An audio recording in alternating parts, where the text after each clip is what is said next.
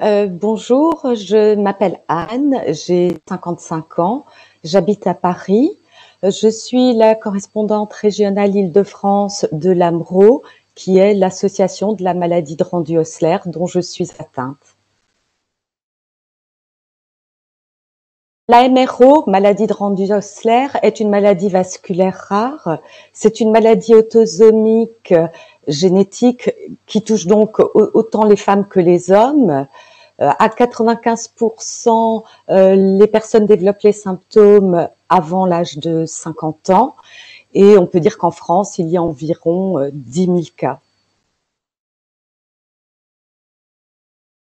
Petite, je savais que j'avais la maladie de Randu-Osler car mon papa l'avait et j'en manifestais les symptômes. J'ai ensuite eu la confirmation en 2010 après un test génétique. Et quand j'ai eu le résultat, j'ai eu du mal à digérer l'information, car même si je le savais, ça m'a fait prendre conscience que j'étais désormais liée à vie à cette maladie.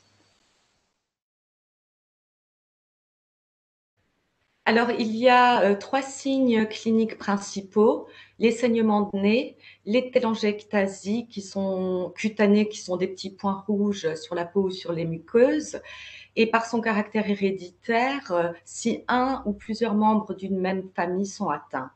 Il y a également des atteintes pulmonaires, digestives, cérébrales et hépatiques.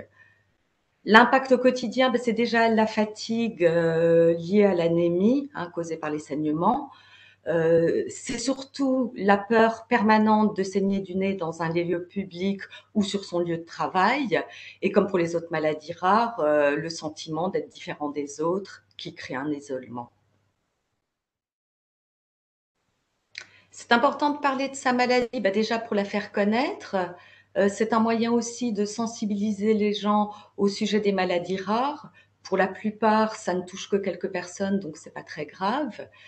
C'est important aussi de lutter contre l'errance diagnostique et d'éviter à des personnes d'entrer dans la maladie avec des conséquences graves. Et en parler, c'est aussi un moyen de rompre l'isolement.